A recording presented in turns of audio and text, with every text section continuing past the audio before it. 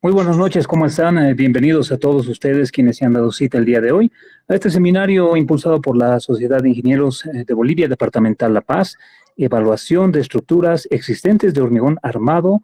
Nos expone el día de hoy el magíster ingeniero Yadiel Villafuerte, a quien le damos también la más cordial bienvenida, la bienvenida a lo propio a la ingeniera Alicia Vicente, que es el representante de la CIB La Paz, y por supuesto a todos quienes están en sala. De esta manera vamos a comenzar el seminario del día de hoy. Les reiteramos, por favor, vamos a tener la exposición, luego vamos a tener la ronda de preguntas y obviamente también las palabras alusivas a la clausura. Le doy voz a la ingeniera Alicia Vicente, por favor, para que dé inicio a este seminario. Adelante, ingeniera. Bien, muy buenas noches, estimados colegas. Bienvenidos a este seminario que es parte de un ciclo de seminarios que ha organizado la Sociedad de Ingenieros de La Paz, de Bolivia Departamental La Paz, conmemorando el Día del Ingeniero, 5 de octubre. Esta noche tenemos el honor de recibir a- al ingeniero Eliseo Jadiel Villafuerte Oporto. El ingeniero es de profesión ingeniero civil, graduado de la Universidad Mayor de San Andrés. Tiene un máster en análisis estructural por la Universidad do Minho en Portugal. Tiene un máster en patrimonio por la Universidad de Basilicata de Italia. Es docente investigador del área de estructuras del Instituto de Ensayo de Materiales de la UMSA desde el año 2019. Asimismo, es docente de varios cursos de pregrado y posgrado en la carrera de Ingeniería Civil de la de universidades como la Universidad Mayor de San Andrés, de la Universidad Católica Boliviana y de la Escuela Militar de Ingeniería. Es un destacado profesional en el área de la ingeniería estructural en nuestro país. Bienvenido, estimado Jadiel. Es un honor tenerte esta noche. Agradecemos tu disponibilidad para aportar tus conocimientos con todos los colegas de la CID La Paz. Bienvenido, adelante. Buenas noches a todos. Primeramente, quiero preguntarles a todos si me escuchan. Perfectamente. Se te escucha. Voy a presentar la pantalla y voy a comenzar.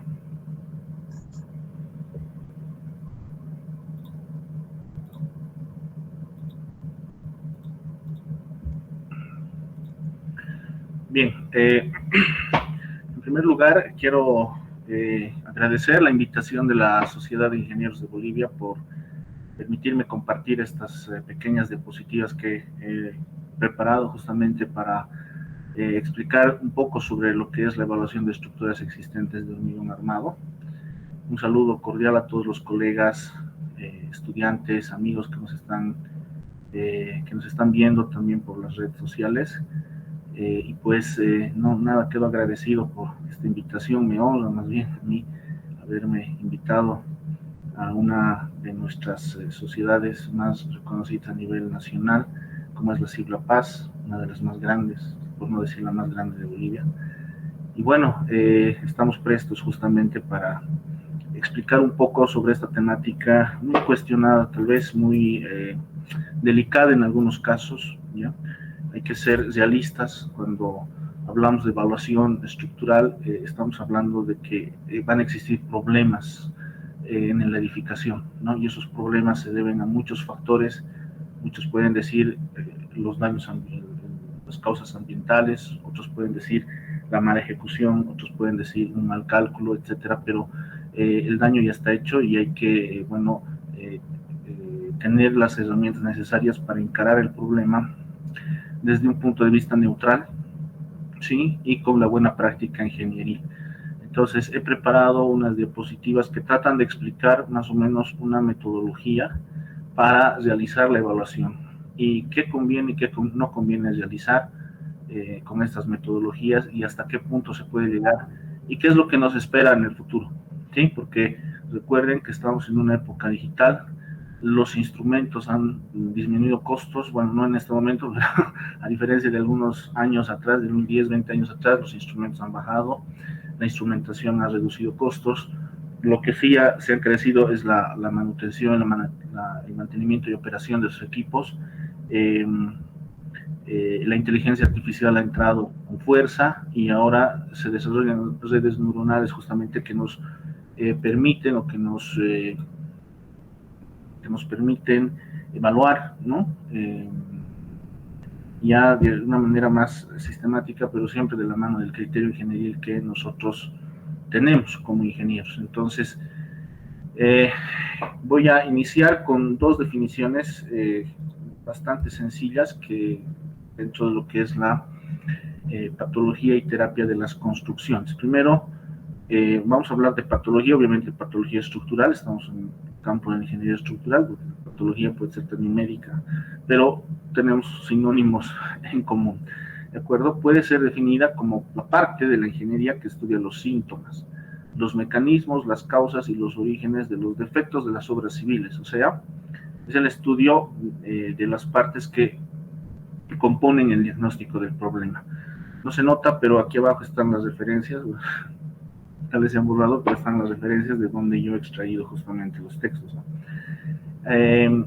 Esto lo propone Lene, por ejemplo, Paulo Lene, que es un reconocido patólogo a nivel mundial, ¿no? En cambio, la terapia, dice, le corresponde el estudio de la corrección y la solución de estos problemas patológicos, ¿no? Para obtener éxito en las medidas terapéuticas, para tener la solución, es necesario que el estudio precedente, o sea, una evaluación, ¿sí? Es decir, un diagnóstico del problema, haya sido bien definido. Entonces, la siguiente diapositiva nos muestra justamente el origen de los problemas patológicos y más o menos cuáles son los errores que se cometen al momento de construir una obra y su incidencia justamente cuando se presentan las manifestaciones patológicas.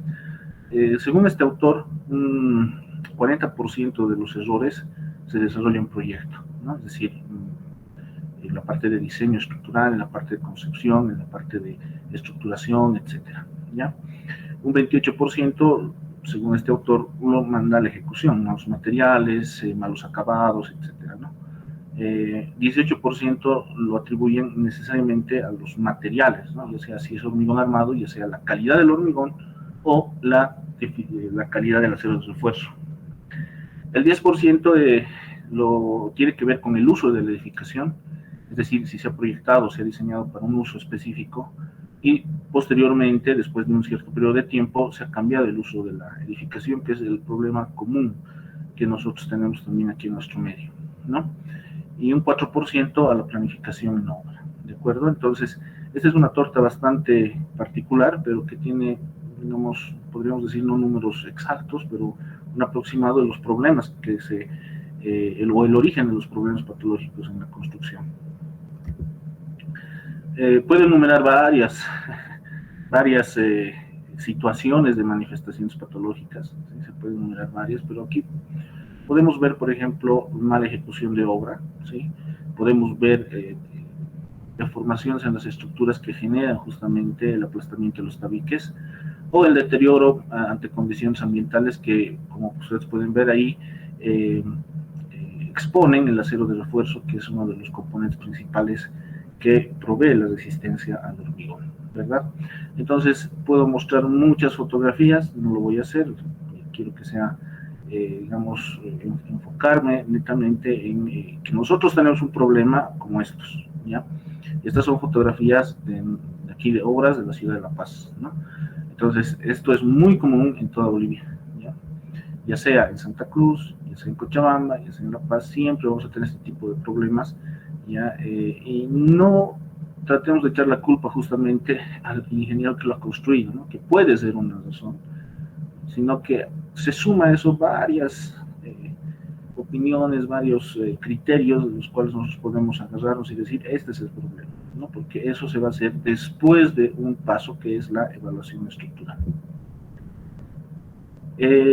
Como había dicho anteriormente, la necesidad de cambiar las condiciones de servicio a lo largo del tiempo, es decir, un edificio que ha estado proyectado, por ejemplo, para departamentos, puede convertirse en oficinas a requerimiento del cliente, por ejemplo. El cliente o el dueño del edificio se le ocurre cambiar el uso, pero ese cambio de uso puede incidir en cambios estructurales fuertes dentro del comportamiento estructural, ¿no? Entonces, de ahí la decisión de cambiar de uso.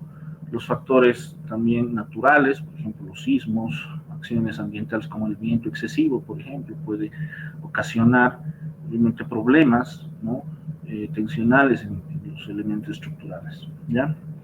O otras que han sido simplemente abandonadas o que no llegaron a concluirse, falta de presupuesto, se deja en obra gruesa, y la obra gruesa pues es atacada por los factores ambientales, y tenemos ahí otro tipo de manifestaciones patológicas y que también tienen que ser consideradas en la evaluación. Mala ejecución del proceso constructivo, ¿no? Eso también es uno de los factores más importantes, ¿no? Que nos llevan justamente a lo que evidencia, dice, una falta de control de calidad en la construcción, ¿sí?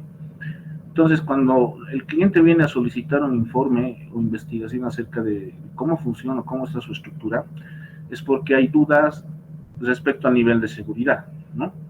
Respecto a la capacidad de carga o a la durabilidad. Entonces, esas dudas nosotros como ingenieros las debemos saber responder, ¿no? Porque nos están contratando justamente para eso. Sea con un veredicto positivo o negativo, tenemos que dar una respuesta a lo que está pasando en la estructura. Entonces, ¿cuáles son esas dudas? Por ejemplo, dudas respecto al funcionamiento estructural debido a los síntomas, ¿no? Lesiones detectadas, es decir, aparece una grieta, una fisura. Inmediatamente es una noticia alarmante para los usuarios principalmente, ¿no? Porque genera un peligro, una sensación de peligro. Entonces, hay una preocupación y se nota la preocupación en el usuario. La degradación de la estructura, por ejemplo, por falta de protección contra las condiciones ambientales, es decir, la fisuración, la corrosión, etc. Dudas respecto al estado actual de la estructura, al haber sido sometida a condiciones límite de servicio, por ejemplo, un sismo. Estamos implementando la norma Boliviana de diseño sísmico, estamos conscientes de que existe un peligro sísmico, ¿no? Y ese peligro sísmico se traduce justamente en evaluar la capacidad resistente que tienen las estructuras existentes frente a esta acción, ¿ya? Otra duda, por ejemplo, es la previsión del incremento de cargas actuales debido a reformas, ya que es muy común, como les había comentado, por cambio de uso, ¿sí? ¿Cómo vamos a dar estos lineamientos generales para esta evaluación, ¿no? Nosotros vamos a establecer una primera instancia, una informe preliminar. Vamos a realizar estudios previos o de diagnosis mediante ensayos de información que pueden ser destructivos o no destructivos. Vamos a comentar algo, un breve acerca de eso, ¿ya? Y finalmente damos un diagnóstico, ¿sí? Hay que recalcar que este diagnóstico o esta evaluación estructural que se realiza no es la solución, ¿sí? Como había indicado el primer autor, como lo indica Paulo Eleni, sino es una diagnosis, es entender de dónde viene el conflicto y dónde está focalizado el problema, ¿no? Entonces, para hacer solamente la evaluación hay una metodología especial que en base a los criterios ingenieriles podemos nosotros establecer ese lineamiento, ¿de acuerdo? Hay varios códigos que, por ejemplo, el código europeo que nos presenta diferentes niveles de evaluación, ¿no?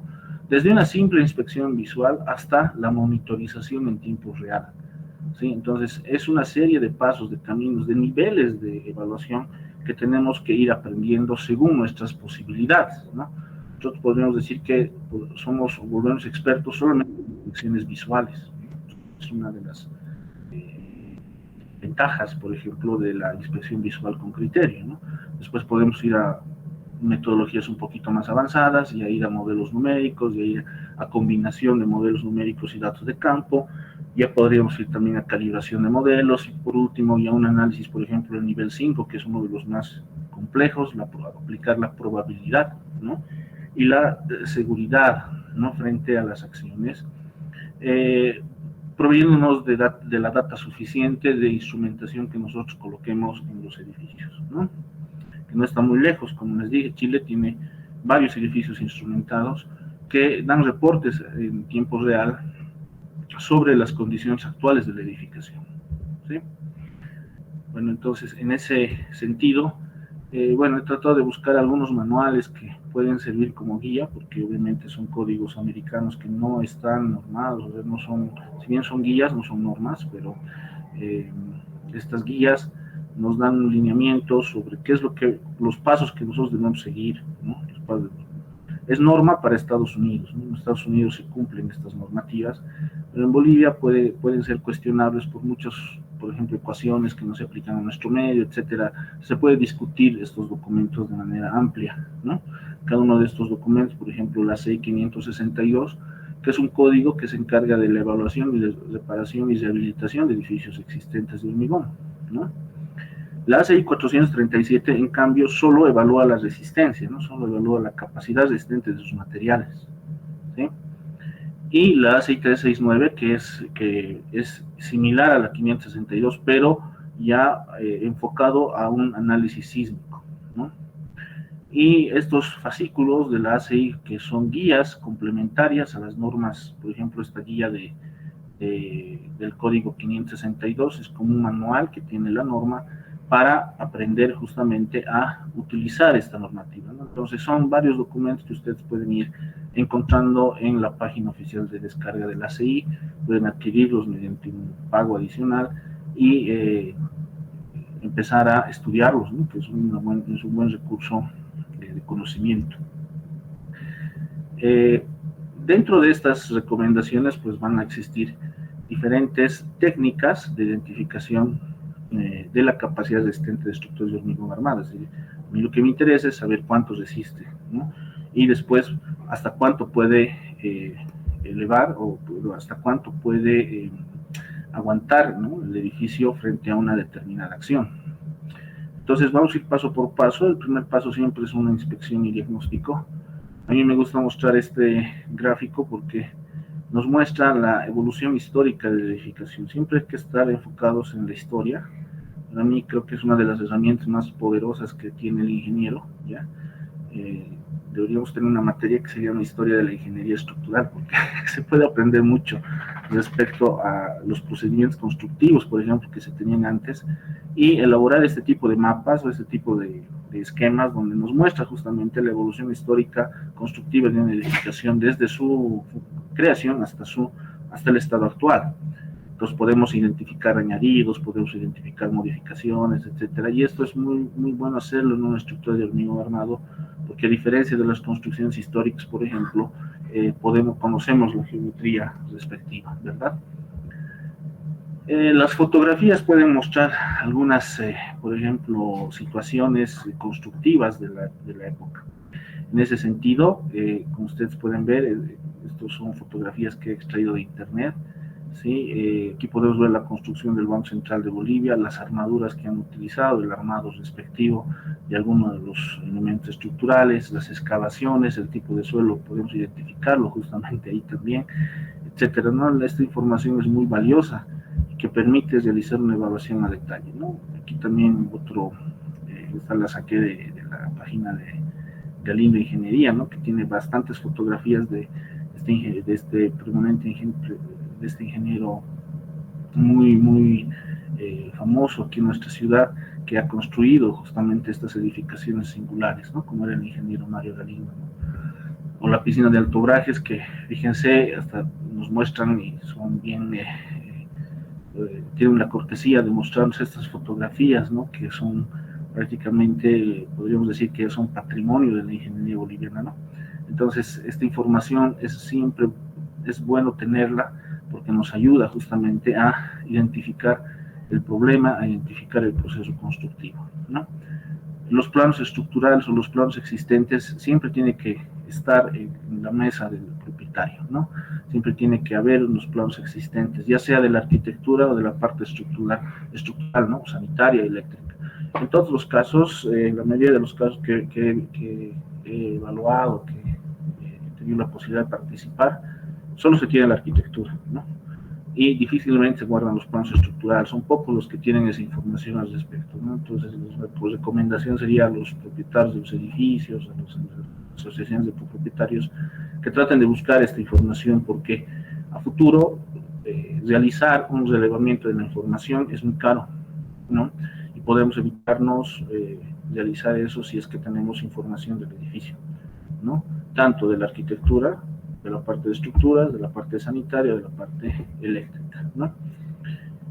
Aquí podemos ver, por ejemplo, un caso particular y una modificación entre un proyecto del año 2006, por ejemplo, y un proyecto del año 2010. ¿Qué ha pasado aquí? Se ha incrementado en casi 400 metros cuadrados el área construida, ¿no? Y 400 metros cuadrados ya es un área significativa que va a generar una carga adicional, ¿no?, a la edificación existente.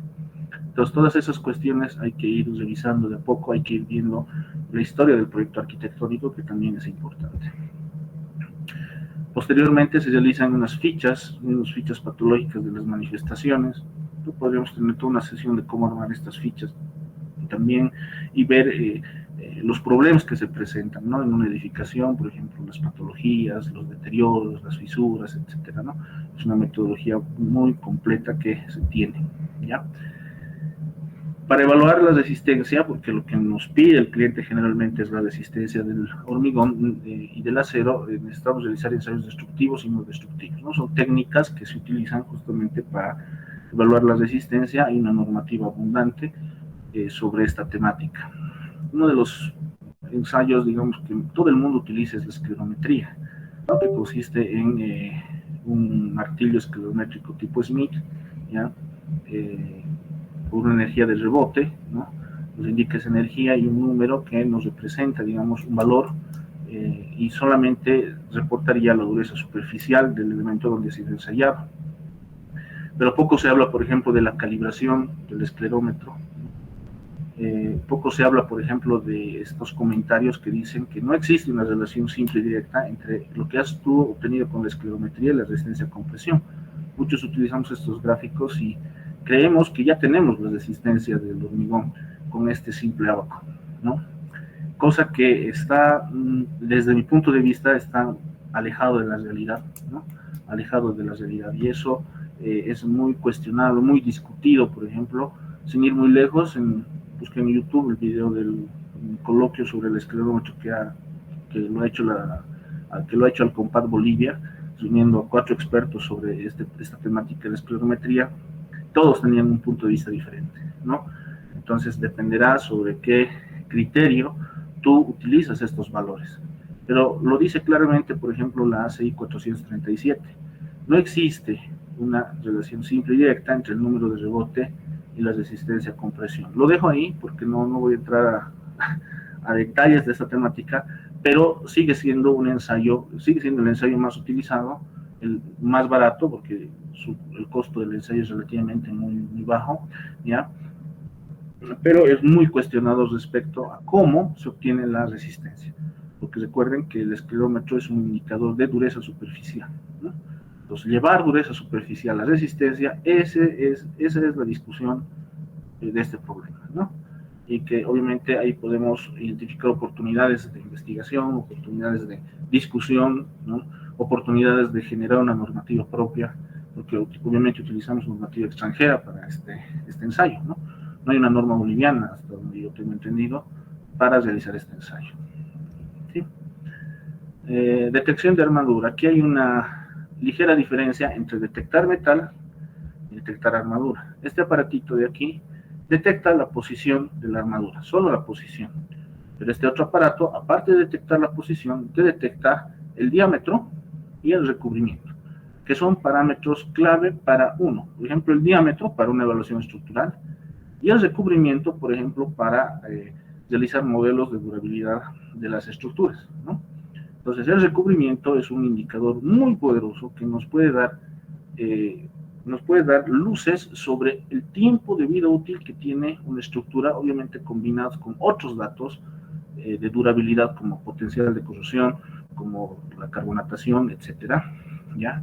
Y podríamos estimar un tiempo de vida útil, obviamente dentro de las recomendaciones normativas que se manejan, ¿de acuerdo? Pero es un parámetro muy importante, ¿ya? Obviamente existen ahora en el mercado aparatos mucho más precisos, ¿ya?, donde aparte de detectarte la armadura, tú puedes generar unos modelos de posición de las armaduras en tiempo real, ¿no? Además te indican también, este ensayo también tiene una limitante, ¿no? Y la limitante sería, por ejemplo, la profundidad, ¿no?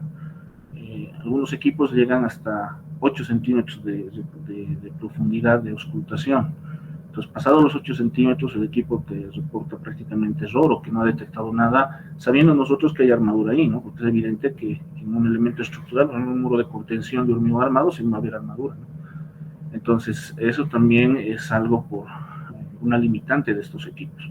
Otra limitante es que si hay concentraciones de varios diámetros de armadura, como ustedes pueden ver aquí, entonces se sobrepone la información y en vez de darnos el diámetro correcto de una barra que nosotros necesitamos, nos puede dar el diámetro de 2 barras juntas. Entonces, eso también es una limitante, ¿no? Que puede ser discutido, puede ser analizado posteriormente, ¿sí? El equipo de velocidad de pulso ultrasónico también es otro de los ensayos no destructivos, ¿sí? No destructivos, que nos permite hacer una evaluación del hormigón. Hay bastantes aplicaciones del ensayo de velocidad de pulso, ¿sí? Y que podemos detectar, por ejemplo, profundidades dañadas, podemos estimar de alguna manera la resistencia a compresión del hormigón, etcétera, con algunas correlaciones, obviamente, un poco más detalladas, ¿de acuerdo? Entonces, también nos sirve para medir, por ejemplo, profundidades de grietas, algunas oquedades o algunos vacíos dentro de la estructura de hormigón, y que nos permite determinar, por ejemplo, una homogeneidad en una determinada estructura, dependiendo el tipo de transmisión que nosotros le demos al equipo y la organización de los transductores al momento de tomar o de medir la onda electromagnética, ¿sí? La medición de fisuras también puede ser un valor bien útil. Por ejemplo, hay equipos ya que miden las fisuras en tiempo real, se puede sacar un promedio y estimar un ancho de fisura en la edificación, ¿no? Equipos un poquito más avanzados, por ejemplo, la monitorización ambiental en tiempo real, ya que nos permite ver la temperatura y la humedad relativa, la variación que tiene en un determinado tiempo. Por ejemplo, si estamos haciendo una inspección, una evaluación a largo plazo, es decir, por ejemplo, para unos 3-4 meses, podemos tener el equipo monitorizando la estructura durante esos 3 meses y obtener justamente esa variación de temperatura y humedad que nos va a servir para identificar, por ejemplo, si es que existen deformaciones inducidas por gradientes térmicos en la edificación y así dar una solución por ahí, ¿no? Esas fisuras han sido por contracción del hormigón frente a la temperatura, ¿no? Entonces, esa puede ser también una forma de justificar esos criterios. Ya entran ensayos no destructivos, el más común vendría a ser la extracción de núcleos, ¿no? Es un ensayo que prácticamente es el más recomendable para determinar las resistencias del hormigón, que conlleva justamente a muchas interpretaciones, muchos cuidados que hay que tener sobre dónde sacar el núcleo, etcétera, dónde realizar el ensayo, cuándo realizar el ensayo, ¿no? Se puede medir aquí directamente la profundidad de carbonatación con el frente de carbonatación en ensayo de una normativa europea y determinar, obviamente, en función de ese frente de carbonatación, poder estimar también una vida útil, ¿sí? El procedimiento es muy cuidadoso, hay que los núcleos tienen que estar bien nivelados, bien cortados, por así decirlo, tienen que cumplir la norma relativa al ensayo de compresión, ¿sí? El ensayo de placa de carga para suelos, por ejemplo, ¿no? Aunque es un ensayo sobre una plaquita de 30 por 30, pero puede darnos información sobre la capacidad resistente del suelo, ¿no? O sea, la capacidad resistente del suelo, la parte de geotecnia, usted sabe, es un tema igual muy amplio. Ya necesitamos nosotros generar modelos geotécnicos de la cimentación, conocer la forma de la cimentación para poder evaluar la estructura, y este ensayo nos puede ayudar justamente a realizar justamente estas evaluaciones y poder tener un modelo geotécnico más fiable. O sea, todo el objetivo de todos esos ensayos es tener fiabilidad más que todo, tener la confianza de que lo que estamos haciendo nos va a reportar un buen resultado y nos va a dar como resultado final el diagnóstico de la estructura, ¿ya? Métodos combinados, el método de SONREP, que es un método combinado entre la esclerometría y la velocidad de pulso ultrasónica, ¿ya? El objetivo es elaborar estos ábacos ya, que nos permitan, en función de la velocidad de pulso y el índice de rebote, poder determinar la resistencia con presión del hormigón. Obviamente estos modelos se generan calibrando las resistencias con los núcleos que se saca en la edificación. Entonces, ya fíjense, desde el año de 1979 hasta la fecha, ¿sí? Estamos hablando del 2020, que no está muy lejano, hace 4 años, 5 años atrás, ya teníamos, ¿no? Modelos de SONREP, ya de diferentes autores.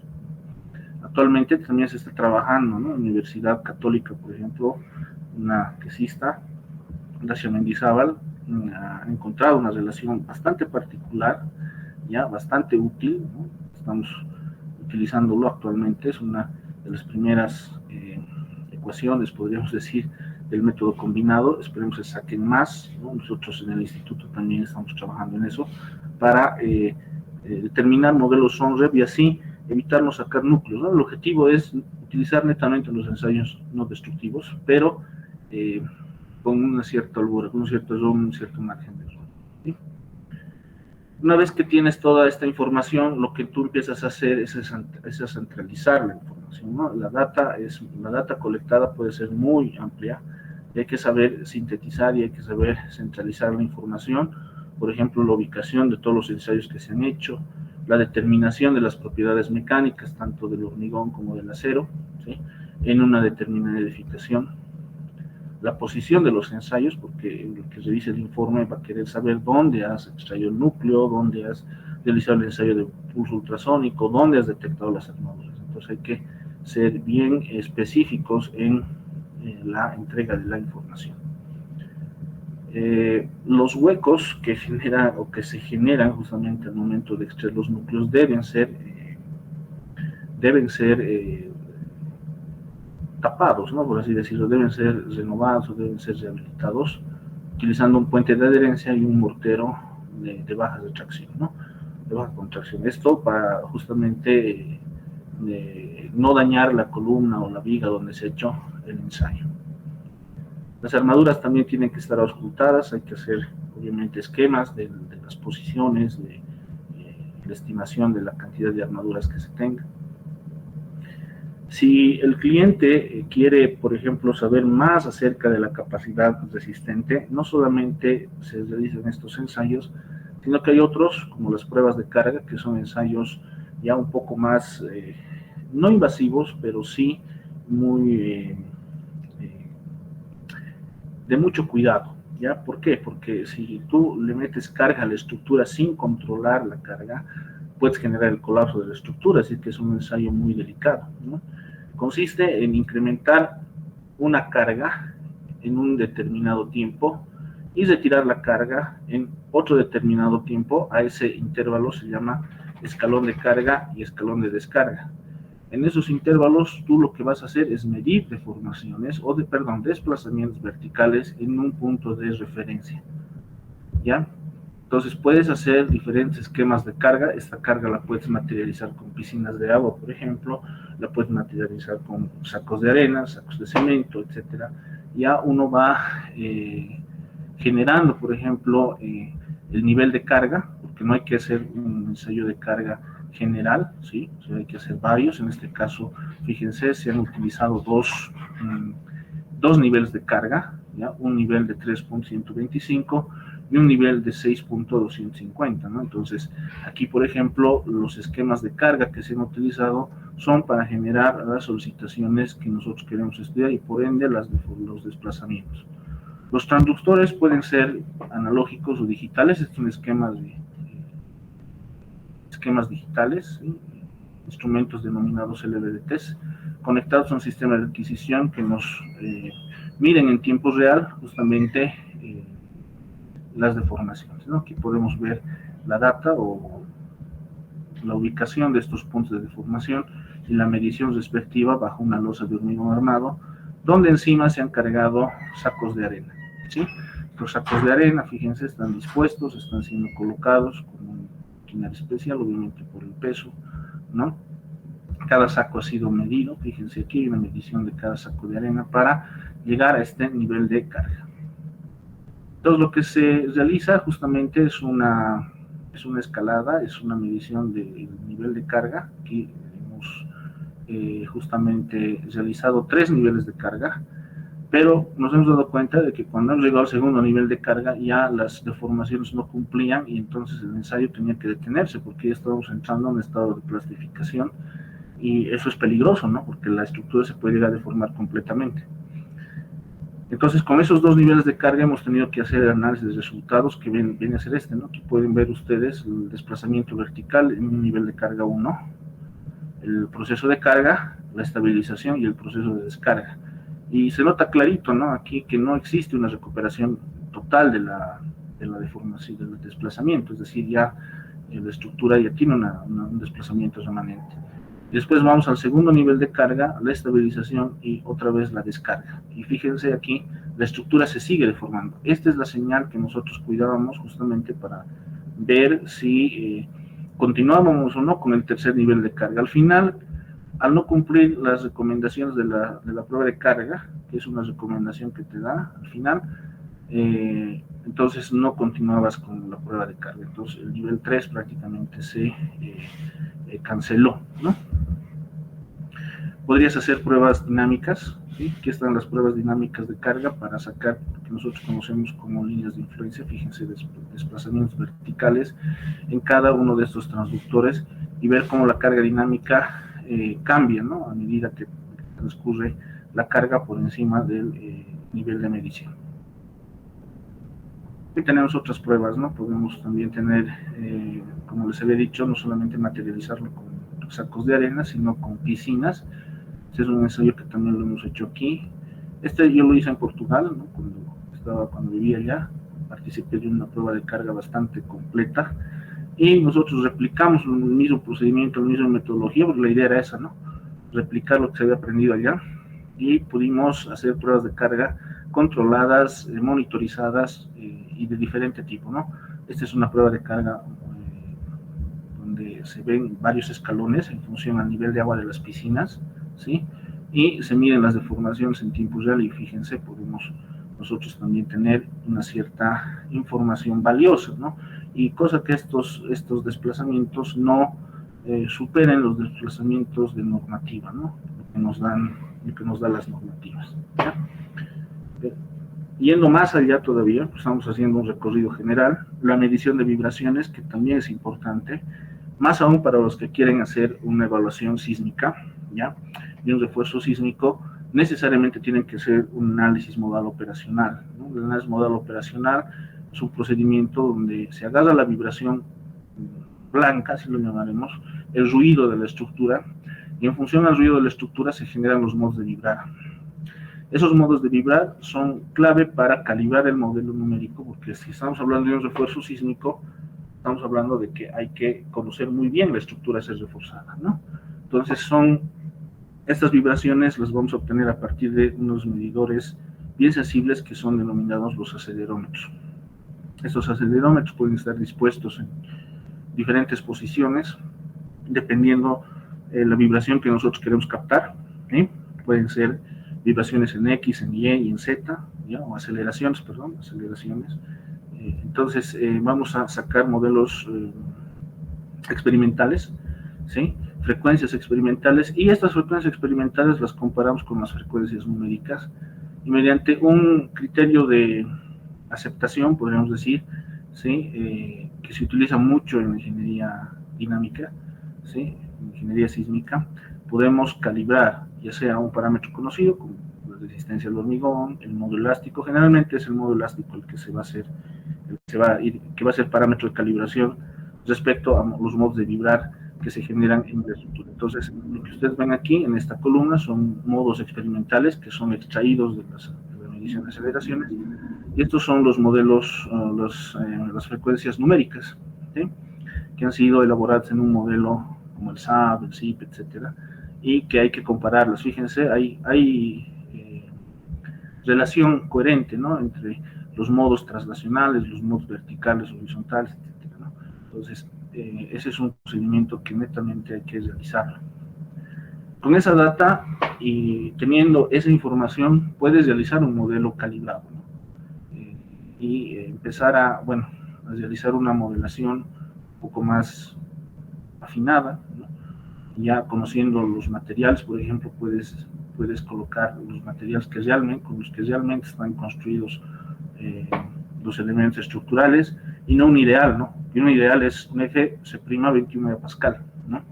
Pero el real es variable, porque no todos los elementos tienen una resistencia 21, sino que van variando. Entonces tú tienes que, en el buen criterio, tienes que colocar las resistencias que has obtenido en la auscultación, ¿ya? Esta es una gráfica donde podemos ver que no hay una relación directa entre la esclerometría y hay una dispersión, fíjense. ¿Ya? Entonces, el núcleo es el que nos va a dar, digamos, los valores más representativos de resistencia, ¿no? Aquí también otro edificio donde hemos sacado esclerometría y núcleo, y estas relaciones tal vez nos permitan establecer un criterio de correlación y poder utilizar esa correlación para estimar en función al número de rebote, y ya corregido, obviamente, por esta correlación, resistencias en todos los niveles, ¿no? Entonces, es un procedimiento bastante interesante, pero siempre hay que manejarlo con mucho cuidado, ¿no? Las leyes constitutivas también hay que tener cuidado, qué leyes vas a utilizar, qué normativa vas a utilizar para la evaluación. La estimación de cargas también tiene que estar muy detallada. Se les muestra un poquito de lo que hemos hecho en una evaluación. La medición de las deformaciones de un modelo numérico y de la prueba de carga tienen que estar coherentes, ¿no? Entonces, una pequeña aproximación, fíjense aquí, en este punto, ya, nos dice que el modelo numérico se está comportando de forma similar al modelo real, ¿no? A la estructura real. Entonces, eso es lo que se quiere buscar en una evaluación, ¿no? Buscar esa similitud para después pasar a lo que es la verificación de la capacidad resistente de los elementos estructurales. Estos es, por ejemplo, los resultados de la prueba de carga dinámica, ¿ya? Donde podemos ver variaciones, ¿no? ¿Ya? Aquí tenemos el numérico, el que saca el programa, y estos puntitos son los que ha medido el EBDT, ¿no? Entonces, hay una cierta variación, fíjense, hay un cierto margen de error, habrá que calibrar ese modelo, habrá que calibrar las propiedades dinámicas, etcétera, ¿sí? Con esa data y con el modelo numérico realizamos la verificación estructural, ¿no? Que no es nada más que agarrar elemento por elemento y verificar si cumple este criterio, ¿no? Lo que resiste a lo que actúa tiene que ser mayor a 1, ¿no? Si es menor a 1, hay diferentes criterios, por ejemplo, el criterio de reforzar o el criterio de demoler, ¿no? Entre un 0,8 y 0,9 se puede reforzar, entre reparar, ¿no? Entre, digamos, un 0,6 y un 0,8 reforzar, y menor a 0,6 ya es la demolición, ¿no? Porque ya no va a aguantar ese elemento estructural. Pero hay que ver maneras, son criterios, ¿no? Uno tiene que ir verificando, ¿ya? Tanto acorte, pulsionamiento, compresión compuesta, las columnas, por ejemplo, si están dentro de los límites permisibles, etcétera, ¿no? Esto nos va a dar como resultado un informe en el que nosotros le vamos a decir al cliente: esta evaluación estructural indica que su edificio puede ser utilizado así tajantemente, o no puede ser utilizado hasta que realice usted una reparación y un refuerzo, ¿no? Entonces, aquí está el informe y a eso se refiere la evaluación. Posterior a eso viene otro paso, que es el refuerzo. Si es que se necesita, viene el refuerzo. Esa también es otra metodología que, en función de estos resultados, el ingeniero que va a hacer el refuerzo estructural o el mismo ingeniero que ha hecho la evaluación tendrá la potestad de realizar el refuerzo, y bueno, con más certeza, con más confianza, ¿sí? Bueno, y en términos de costo, esto lo voy a decir: hacer una evaluación estructural no es barato, ¿sí? Es extremadamente caro, ¿ya? Extremadamente caro, y hay que ver la manera de reducir costos, ¿ya? Reducir costos en términos de, por ejemplo, qué es lo que se eleva, cuál es la variable que eleva el costo de la evaluación estructural, los ensayos y el especialista, ¿no? Los ensayos se van a llevar una parte y el especialista la otra. Entonces, hay que hacer un equilibrio justamente para que el cliente, ¿no?, pueda acceder a estos servicios si es que quiere realizar estos trabajos, porque lo va a necesitar, ¿no? En algún momento una estructura va a necesitar una evaluación estructural, y tiene que ver con ciencia también de la asociación de copropietarios o de los dueños del edificio, que hay que buscar las maneras de realizarlo, ¿no? Entonces, hay mucho trabajo, las estructuras no van a durar eternamente, ¿no? Hay que darles justamente un mantenimiento y en función a eso ver si aumentar la capacidad o no. O si no, al final, como en cualquier ciclo de proyecto, el proyecto llega a su fin, ¿no? Y se procede a la demolición. Entonces, pero ese es cuando se cumple el ciclo del proyecto, ¿no? Entonces, ahí hay varios pasos a seguir. Como recomendación, comentarios finales que yo puedo hablar un poquito. Esta tarde estuve en una charla muy interesante, ¿no?, referida a este tema, y con lo que yo me quedo sorprendido cada vez que escucho charlas a nivel internacional, por ejemplo, del profesor Boruchek de la Universidad de Chile. Su título decía, así tal como pongo está ahí, evaluación de la infraestructura existente en tiempo real, ¿no? En tiempo real. Mitos, realidad, conclusiones que sí se puede evaluar la estructura en tiempo real. Boruchek tiene más de 100 edificios instrumentados en Chile y en el mundo, ¿ya? Entonces ya está trabajando con la inteligencia artificial, y lo último que nos mostró fue esto, ¿ya? Con su cámara de celular, él ha sacado fotografías, ¿ya? Ha filmado un cierto periodo de tiempo, ¿sí? Ha hecho una filmación, ¿ya? Ha conseguido la grabación de una cámara de seguridad del Golden Gate, Estados Unidos, ha hecho un tratamiento de datos de esa filmación y adivinen, ha sacado las formas modales, ¿ya? Y eso solamente se saca con acelerómetros y instrumentación densa. Entonces, ya los equipos ya van a empezar a disminuir los costos, ya esta parte de la evaluación estructural, de la monitorización y lo más importante, de la salud estructural de las edificaciones va a ser un campo de estudio al cual nosotros tenemos que ir apuntando, ¿no? Se requiere mucho conocimiento, mucho esfuerzo mental, por así decirlo, se necesita estudiar mucho esto para comprender. La evaluación de las estructuras existentes, de cualquier tipo, hormigón, acero, metal, madera, etcétera, es un trabajo muy pesado, ¿ya? Muy difícil, pero creo que los resultados son evidentes porque puedes prolongar el tiempo de vida útil de la edificación y lo más importante, brindar seguridad al usuario. Muchas gracias. Muy bien, perfecto. Más bien el agradecimiento a usted, estimado ingeniero Jadiel Villafuerte, por esta brillante exposición que nos ha realizado, el seminario Evaluación de Estructuras Existentes de Hormigón Armado, el que hemos presenciado el día de hoy a través de un esfuerzo del directorio de la CIB en La Paz, justamente en beneficio de todos los socios, de todos los ingenieros, para su especialización, para todo tipo de conocimientos nuevos que puedan adquirir. Bueno, de esta manera también, y por cuestión de tiempo, estimados asistentes, les agradecemos mucho a todos quienes han formado parte de este seminario. Le vamos a dar la palabra de despedida previamente al ingeniero Jadiel Villafuerte, por favor, y para culminar el seminario a la ingeniera Alicia Vicente del directorio de la CIB La Paz. Estimado ingeniero, adelante. No, pues muchas gracias a todos por permitirme dirigirme a ustedes. Sé que hay muchas preguntas, que miren, les dejo mi contacto ahí en el chat, por favor, escríbanme. Tengo una reunión en unos momentos de trabajo, así que me voy a retirar, pero quiero agradecer al directorio de la Sociedad de Ingenieros de Bolivia, Departamental La Paz, por abrirme las puertas y poder explicar algo de lo poco que sé, ¿no? De lo poco que sé, y bueno, espero les haya gustado, y pues cualquier comentario estoy atento a sus comentarios, ¿sí? Gracias, ingenieros, muchas gracias. A usted. Adelante, estimada ingeniera Alicia Vicente, por favor. Bien, Jadiel, muchas gracias por tu brillante participación, gracias por aceptar ser parte de este ciclo de seminarios. Tu aporte realmente muy importante para los ingenieros que se dedican al área de la estructura. En lo personal, es un honor y una satisfacción haber compartido pasillos de la universidad contigo y ahora vernos en estas circunstancias. Es una satisfacción personal. Muchas gracias, gracias a todos los colegas que han sido parte de esta magistral exposición. Les invitamos a continuar participando del ciclo de seminarios que continúan desde mañana, todavía mañana hasta el 31 de diciembre. Muchas gracias a todos, tengan buenas noches. Gracias, Jadiel, buenas noches. Gracias a todos, buenas noches. Y bueno, de esta manera hemos concluido el seminario del día de hoy.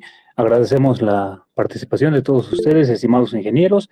No olviden que vamos a tener más seminarios y exposiciones hasta el 31 de octubre. Toda la información va a ser compartida en nuestras redes sociales. Que tengan una buena noche y cuídense mucho. Permiso.